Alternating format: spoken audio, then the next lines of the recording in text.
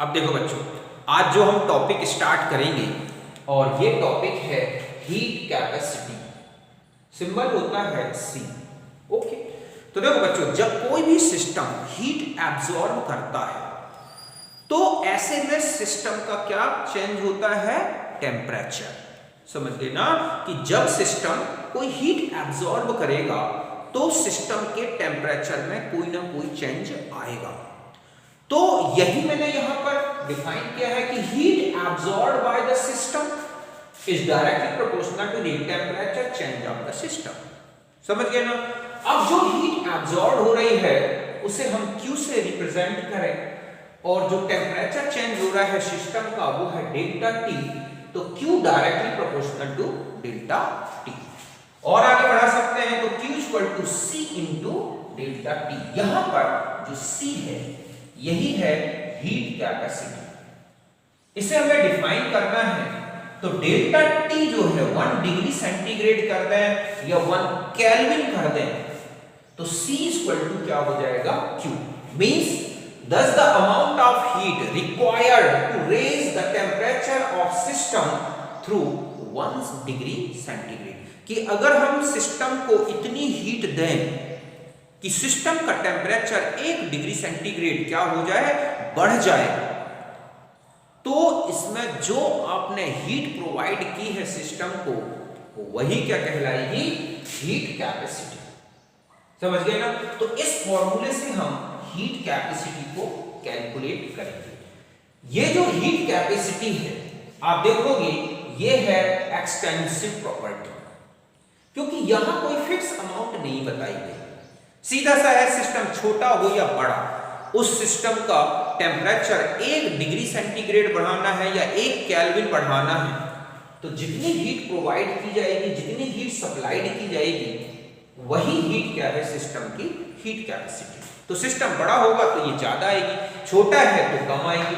ऐसे में ये एक क्या है? Extensive property.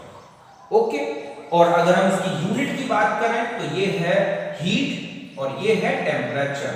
हीट को हम जूल में लें, टेम्परेचर को केल्विन में, तो यूनिट होगी जूल पर केल्विन। और कैलोरी में ले लें तो कैलोरी पर केल्विन, या फिर अर्ग में ले लें, ठीक है, अर्ग केल्विन इनवर्स। तो इस तरह से इसकी यूनिट्स हो सकती है। यहां तक समझ में आ गया? आप इसे नोट करें।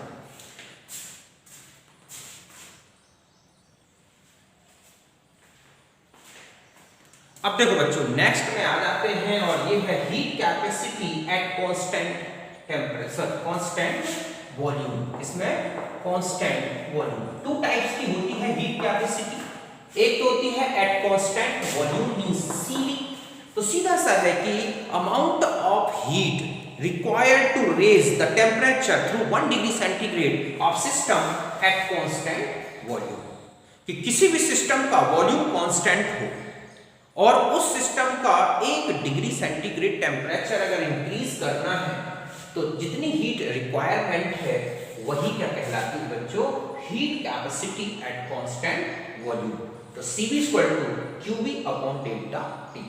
और आगे बढ़ा दें तो ये एक लार्ज चेंज के लिए है टेम्परेचर का, कि बहुत ज्यादा टेम्परेचर चेंज करना है तब हम Q अपॉन डेल्टा T का रेशियो लेना है, या बहुत ही स्मॉलेस्ट इनफाइनेटेसिमली चेंज हो रहा है तो CV equal to dQ upon dt according to first law. यहां तक समझ गए? अगर हम इसमें फर्स्ट लॉ का अप्लाई करें तो ये है फर्स्ट लॉ का derivation, dQ equal to dE plus P del P dV। तो यहां पर P डेल V यहां पर आ गया तो CV इक्वल टू आपने ये यूज किया। अब यहां पर वॉल्यूम क्या है बच्चों? कांस्टेंट है, तो P डेल V क्या हो जाएगा? 0। तो हमारे पास ये इक्वेशन बन जाएगी CV इक्वल टू डेल, ठीक है, del E upon del T। और या और हम ये स्मॉल चेंज के लिए हो गया, अगर हम लार्ज चेंज शो करते हैं तो इस तरह से लिख सकते। सीधा सा है कि टेम्परेचर चेंज होने से जो इंटरनल एनर्जी में चेंज होता है वही क्या है? सिस्टम का कांस्टेंट वॉल्यूम में हीट कैपेसिटी। तो ये तो है कांस्टेंट वॉल्यूम में। अब देखो नेक्स्ट में आ जाते हैं कि कांस्टेंट प्रेशर में क्या होगी, ठीक है। तो देखो ये जो हीट कैपेसिटी है बच्चों ये एक पाथ फंक्शन है। क्यों? क्योंकि ये किस पे डिपेंड कर रही है कि आप हीट जो प्रोवाइड करा रहे हैं सिस्टम को वो किस कंडीशन में प्रोवाइड करा रहे हैं, कांस्टेंट प्रेशर में या कांस्टेंट वॉल्यूम में। तो यहां पर अब हम आ जाते हैं सीपी के बारे में, ठीक है, कि heat capacity at constant pressure, किस में ले लेते हैं अब हम, constant pressure.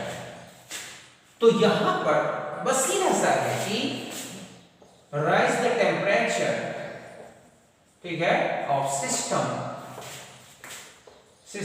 1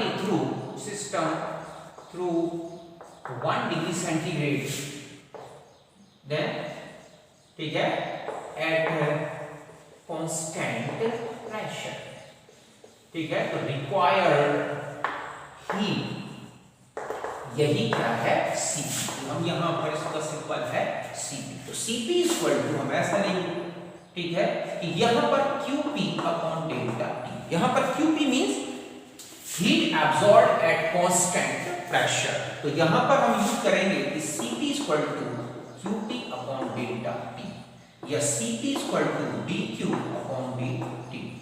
dQ equal to dE plus P del V। तो हमारे पास Cp इक्वल टू क्या हो जाएगा, डेल्टा E मतलब del E P del V, okay, upon delta T। और आगे बढ़ जाए, अब एक रिलेशन आप जानते हैं कि H equal to E plus, ठीक है, P। तो यहां पर प्रेशर कांस्टेंट होता है तो डेल्टा, ठीक है, del H equal to del E plus P del V। So हम ऐसा लिख सकते हैं Cp इक्वल टू, ठीक है, डेल्टा H, यही इसका रिलेशन है, या Cp equal to delta H upon delta T।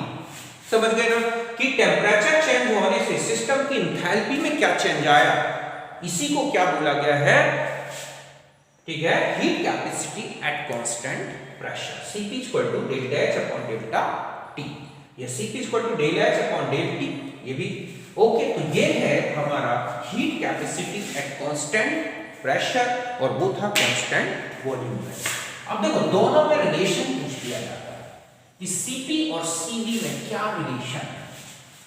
तो यहां पर आते हैं अपन relation between Cp and Cv। Okay, तो मैं ऐसे लिखता हूं Cp minus Cv equal to, तो देखो Cp क्या है, delta H del H upon del T minus del E upon del T। यहां तक बात समझ गए। अब एक रिलेशन और देखो आप कि del H upon del T equal to क्या होता है, del E upon del T plus P del V upon del T। Temperature के रिस्पेक्ट में अगर हम एंथैल्पी चेंज देखें तो ये लिख सकते हैं। यहां तक बात समझ गए। अब आप एक रिलेशन और जानते हैं, या आप इसको ऐसे लिख सकते हैं कि H इक्वल टू होता है, क्या होता है, E प्लस क्या, P, ओके। और Pv इक्वल टू क्या होता है बच्चों, RT फॉर 1 मोल। अगर हम यहां 1 मोल करते हैं तो H इक्वल टू हो जाएगा E प्लस R, ओके। अब आप यहां देखो कि यहां पर RT, तो ऐसा लिख सकते हैं ना, delta H upon delta T equal to delta E plus, sorry, upon delta T plus यहां पर क्या आ जाएगा R, क्योंकि RT में R कांस्टेंट है और dt upon dt equal to 1। तो यहां पर देखो आप कि यहां जो है del H, delta H, del H upon del T की जगह हम ये वैल्यू पुट अप कर देंगे, इक्वेशन नंबर ये 1 है और ये है हमारा 2। तो हम यूज करेंगे Cp Cv इक्वल टू, यहां पर हो जाएगा delta E del E upon del T plus R, ठीक है, या यहां पर हम ऐसा ठीक है, तो del E upon del T plus R और फिर आ जाएंगे del E upon del T। तो ये तो कैंसिल हो गए, तो हमारे पास बचा ये Cp minus Cv equal to R, okay. आप देख रहे हैं कि Cp ग्रेटर देन Cv, और कितना ग्रेटर देन है Cv से, Cv प्लस R। समझ गए ना कि गैसियस सिस्टम हो या कोई भी सिस्टम हो, अगर हम देखें Cp और Cv तो इस तरह से रिलेटेड है। अगर सॉलिड सिस्टम है तब तो दोनों बराबर होंगे, लेकिन गैसियस सिस्टम में Cp Cv से R ज्यादा है। क्यों होता है बच्चों, देखो कि जब हम कोई गैसियस सिस्टम लेते हैं और हम उसको हीट देते हैं और वॉल्यूम कांस्टेंट रखते हैं, मींस कोई एक्सटर्नल वर्क नहीं हो रहा है सिस्टम का, ठीक है। तो ऐसे में जो हीट आप दोगे वो सीधा सिस्टम के टेम्परेचर को चेंज करेगा, और ऐसे में आप जो हीट दोगे वो टोटल टेम्परेचर चेंज करने में यूज होगी, तो वो हीट जल्दी से जल्दी 1 डिग्री सेंटीग्रेड टेम्परेचर क्या कर देगी, बढ़ा देगी। मींस हमें 1 डिग्री सेंटीग्रेड टेम्परेचर बढ़ाना है, तो जो हीट लग रही है वो हमें थोड़ा सा कम लगेगी।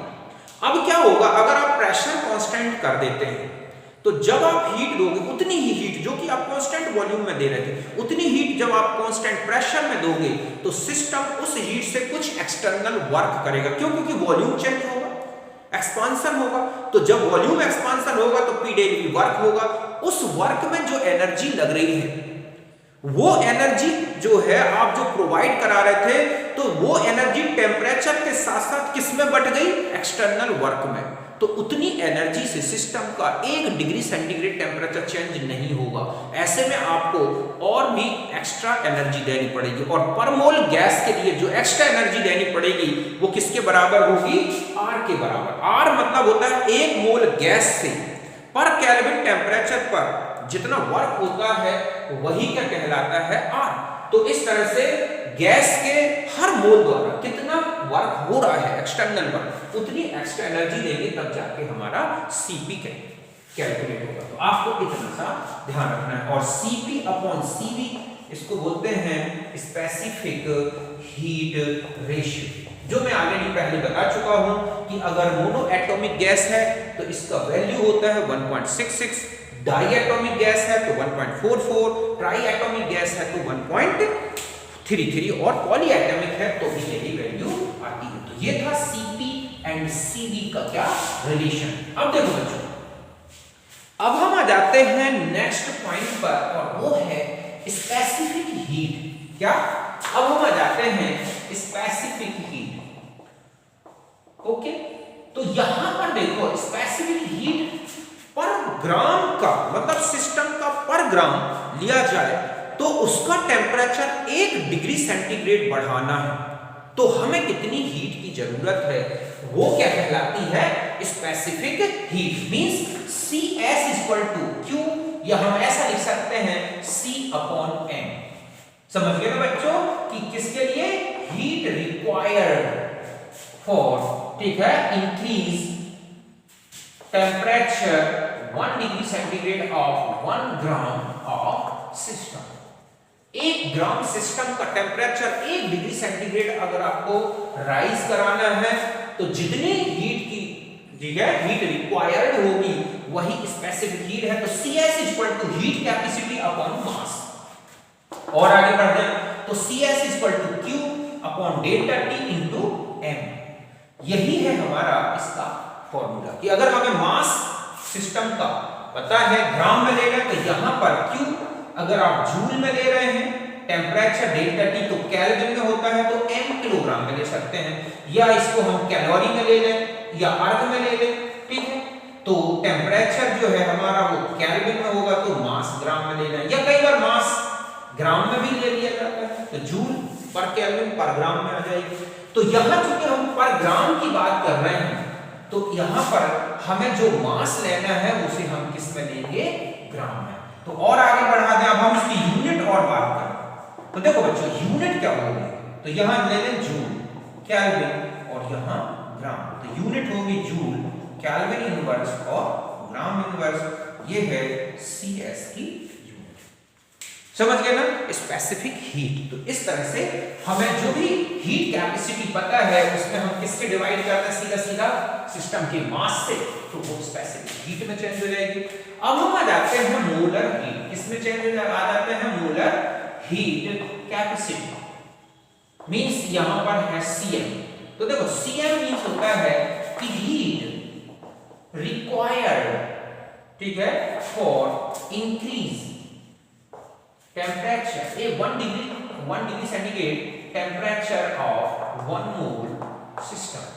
समझ गए बच्चों कि 1 मोल सिस्टम लिया जाए और सिस्टम का 1 मोल लिया जाए और उसका टेम्परेचर 1 डिग्री सेंटीग्रेड इंक्रीज करना है, तो जितनी हीट हमें रिक्वायर्ड है वही क्या है, मोलर हीट कैपेसिटी। तो हम ऐसा लिख सकते हैं CM equal to CS into m, जहां ये क्या है बच्चों यहां पर मोलर मास। तो सिस्टम के इतने ग्राम कितनी है तो m मोलर मास के बराबर कितनी होगी, means Cm equal to Q upon delta T into m into litre. तो ये इससे हम कैलकुलेट कर सकते हैं क्या, मोलर हीट कैपेसिटी। यूनिट अगर आप देखेंगे तो कितनी क्या हो जाएगी, जूल केल्विन इनवर्स। अब देखो यहां पर जूल, ओके, यहां आ गई आपकी केल्विन, ये हो गई ग्राम, और इनटू यहां पर आपके पास जानते हैं कि ग्राम क्या होती है, मोल। तो ग्राम से ग्राम हटा दो तो जूल केल्विन इनवर्स, और इसमें आएगी मोल इनवर्स, तो ये होती है Cm की यूनिट। तो इस तरह से मैंने तीनों हीट कैपेसिटी के बारे में बताया, heat capacity, specific heat capacity और मोलर हीट कैपेसिटी। ओके, अब हम एक दो क्वेश्चन और करते हैं इसके।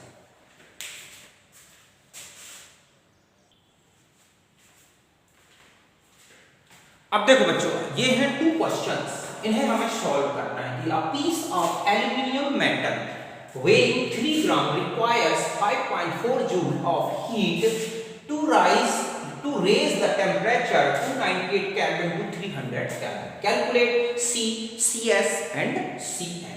ओके, तो देखो यहां पर हमें क्या करना है, सबसे पहले C कैलकुलेट करना है। तो ये हो जाएगा हमारा Q अपॉन डेल्टा T।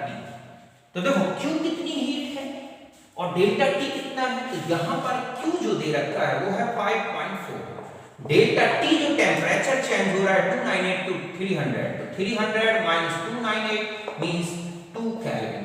तो हम यहां लिखेंगे 5.4 अपॉन कितना, 2, मींस ये है हमारे पास जूल में और ये क्या है बच्चों, केल्विन में। तो ये कितना आ गया, आपने देखा कि 2.7 जूल केल्विन इनवर्स। तो ये तो हो गया C। अब हम आ जाते हैं CS में, तो C अपॉन मास, तो 2.7 joule kelvin inverse upon mass देखो कितना है, अब पीस ऑफ में 3 ग्राम, कितना है 3 ग्राम, तो ये आ जाएगा 0.9 जूल केल्विन इनवर्स और क्या, ग्राम इनवर्स। ओके, फिर हम आ जाते हैं Cm में, तो हम लिखते हैं CS into m।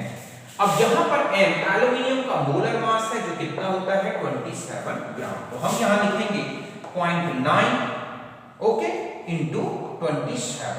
बस अब हम इसे सॉल्व कर लें तो ये हमारे पास कितना आ जाएगा, कितना मास है, ये हो गया आपके पास, तो ये हो गया 24.3, कितना आ रहा है 24.3, और यूनिट हो जाएगी क्या, joule kelvin inverse mole inverse. Okay, एक बार इस तरह को सॉल्व करके कि इस तरह से ये आ गया 0.9 इंटू 27, ठीक है। तो ये आगे हमारे पहले क्वेश्चन के आंसर, समझ गए ना। पहले C कैलकुलेट किया, Q अपॉन T से कितनी हीट एब्जॉर्ब हुई थी, कितना टेम्परेचर चेंज हुआ, फिर आपने CS कैलकुलेट किया, फिर Cm, यही क्वेश्चन था हमारा। अब देखो बच्चों, नेक्स्ट क्वेश्चन आप देखो कि क्या पूछा गया है और क्या कैलकुलेट आपको करना है। यहां पर 2 कॉन्सेप्ट एडेड हैं इस क्वेश्चन में, आप इन दोनों कॉन्सेप्ट को समझो। पहला क्वेश्चन कह रहा है कि expansion of gas against 3 atm external pressure the from 3 litre to 5 litre, the work done, इसमें जो वर्क हो रहा है उसमें जो हीट एब्जॉर्ब हो रही है या रिलीज हो रही है, समझ गए ना। सीधा सा है कि इसमें वर्क एक्सपांशन वर्क है, तो इसमें जो हीट एब्जॉर्ब हो रही है वो ये कह रहा है कि ये जो हीट एब्जॉर्ब हुई है ये 10 मोल वाटर का टेम्परेचर 290 केल्विन से T केल्विन तक कर सकता है। तो बताएं कि फाइनल टेम्परेचर क्या होगा। तो देखो सबसे पहले तो हमें W की वैल्यू कैलकुलेट करनी है। W इज इक्वल टू, यहां पर हो जाएगा minus P external del B, या ये होता है Q के बराबर, कि सिस्टम ने जो वर्क किया वो हीट एब्जॉर्ब हुई होगी उसके बराबर है। तो और आगे करेंगे, देखो एक्सटर्नल प्रेशर आपको दे रखा है, कितना है 3 atm, तो 3 volume change V2 minus V1, तो वॉल्यूम चेंज देखो आप कहां से कितना हो रहा है 3 लीटर से 5 लीटर, तो आप लिखेंगे 5 माइनस 3 atm, ठीक है, लीटर। तो ये आपके पास कितना आ गया -3 इंटू, और यहां क्या डिफरेंस हो गया 6, ठीक है, लीटर atm, या आपने लिख दिया यहां पर 6 लीटर atm, या हम इसे 6.101325, तो हम इसमें देखें कि ये जूल में कितना हो गया, 6 इंटू 101, ठीक है, 6.325, तो ये आ गया हमारा पास 607.95 जूल। ये हमारी क्यू भी कहलाएगी, क्या हो गई 607.95 जूल। इतनी हीट एब्जॉर्ब हुई होगी जब इतना वर्क हुआ होगा।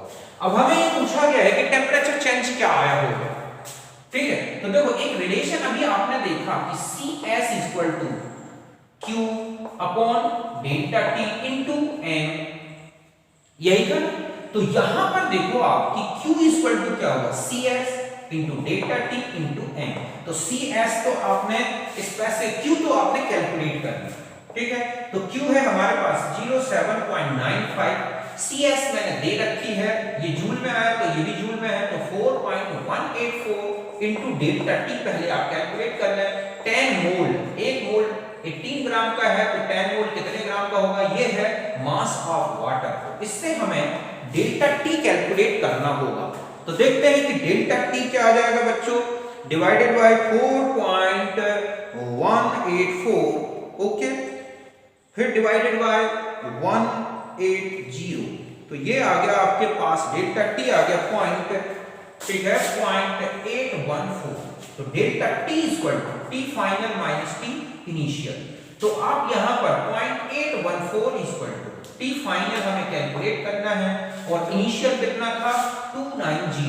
तो T final equal to 290 plus 0.814, ये हो गया 290.814। तो इस तरह से आपके पास जो आंसर फाइनल टेम्परेचर तो ये हो गया 290.814 केल्विन।